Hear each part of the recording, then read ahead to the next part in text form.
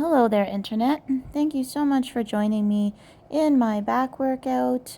This back workout was from Sunday morning. It went great.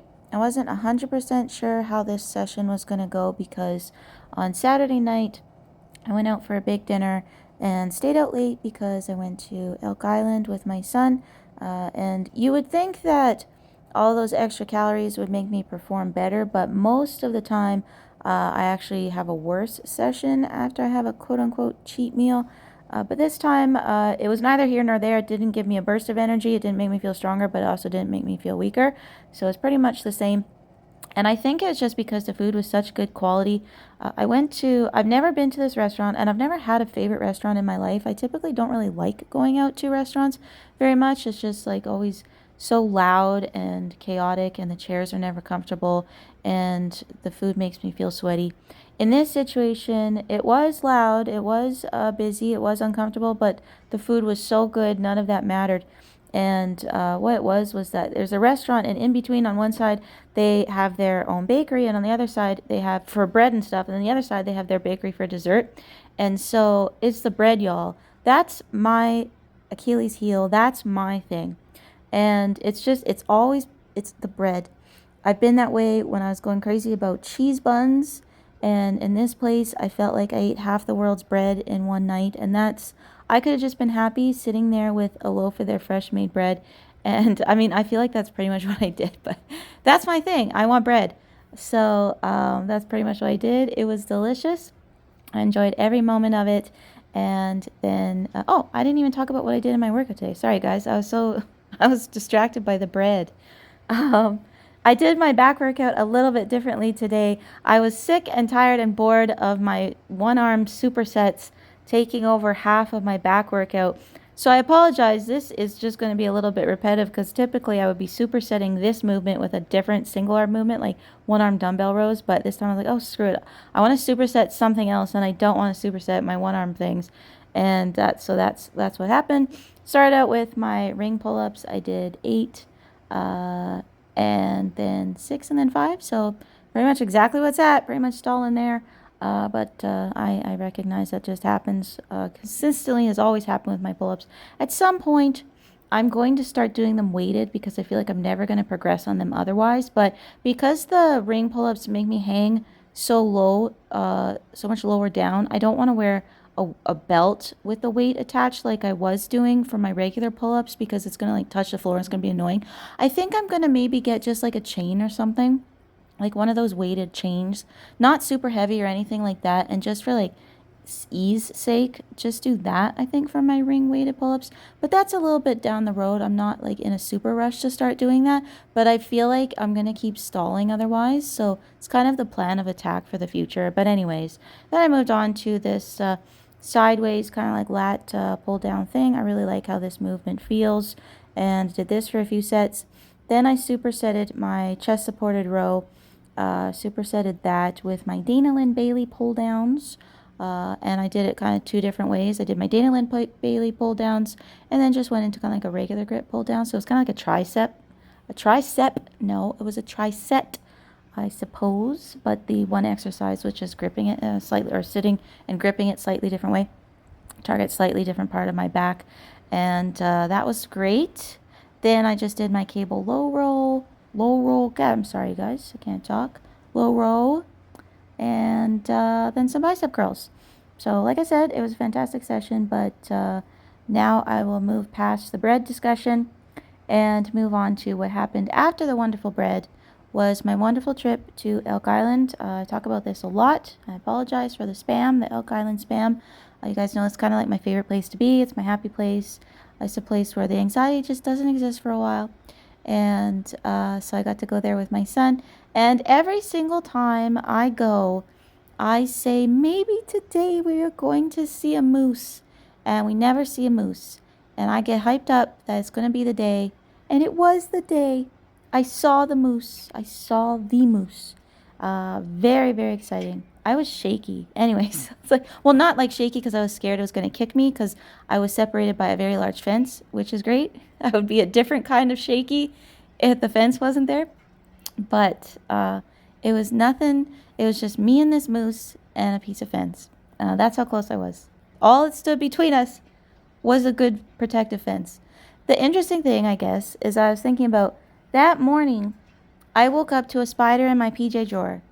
And you would think that'd be a very bad day. Because, like, for one, my PJs are sacred to me.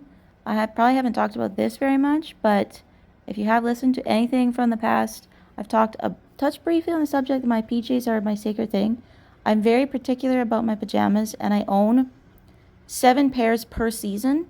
So I have my, like, 7 pairs of spring. I think this is going to make me sound more neurotic than you maybe have realized. I have 7 pairs of spring PJs. I swap and rotate 7 pairs of summer PJs, 7 pairs of fall PJs, and 7 pairs of winter PJs, so that I make sure that every day, for every season, I have a pair of PJs. And they're a very particular kind of fabric. I'll go and I'll touch the fabrics because this one store sells them. And I have to make sure it's the right fabric because they sell some cheaper fabrics.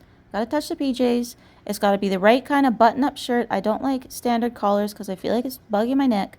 So it's very particular. Anyways, and obviously colors and pattern, it all matters. So my very special PJs, because I love sleeping too, and I like being in my PJs.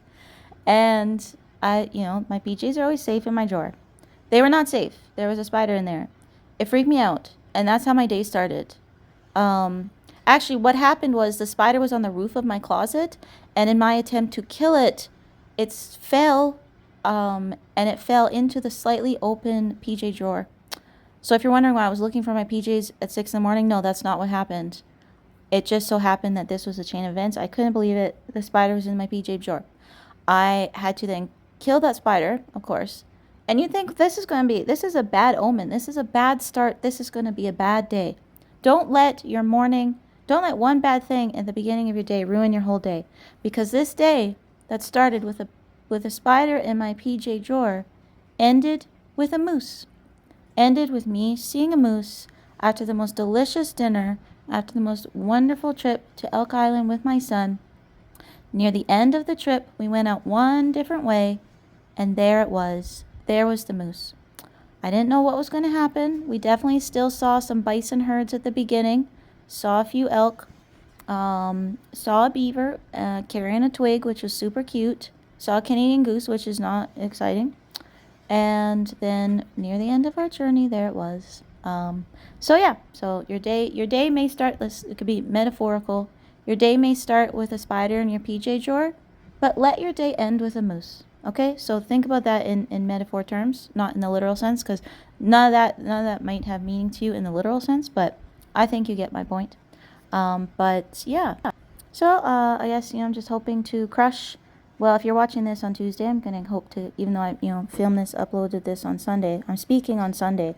I'm talking to myself in the future. I hope you crush this week, Jen. And if it's Tuesday, I hope you already completed your work week leg workout, and I hope that it went well.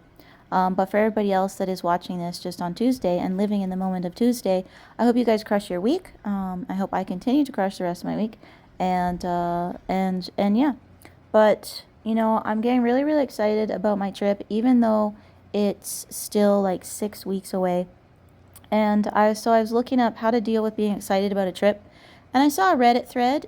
And this person was like, I'm so excited about my trip to Switzerland. I can't deal with it. And most of the people were kind of negative to this person because she was like really, really excited.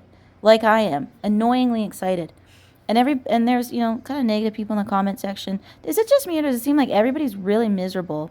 Everybody just seems so miserable. 90% of the things I encounter in the world seem to be misery and arguing and just being downers. And so she's like, how do I deal with this? And somebody said, at least you're still capable of feeling the emotion of excitement. That sums up that thread. I thought, oh shit. And that I do kind of feel that way. I feel like I'm the only person that's so expressive with emotion. Sometimes maybe it's almost embarrassing. You will always know how I feel about things because I can't hide any of my emotions. And the emotions that I do feel are always kind of like highlighted and amplified. So it's like my emotions are in like large font all the time. And I can't change that. That's just who I am. So when I'm excited, I'm like really freaking excited. I like it. So all of my emotions are like that. And yes, it is exhausting. But you're never going to be second guessing how I'm feeling because you're going to know. And you're going to know from a mile away. And I apologize. That's kind of annoying. But that's how I feel about this trip. And I feel kind of lonely in that sense because my son is the opposite of me. I never know how he's feeling. And he never shows any emotion. And so I'm always kind of like, what's going on? How do you feel about this? Are you really excited? But he wants me to stop talking about it because I'm being annoying. So I had to not talk about this trip to anyone. Well, I still talk about it to you guys, and I'm talking about it to my mom and my coworkers and random people that I know from my past.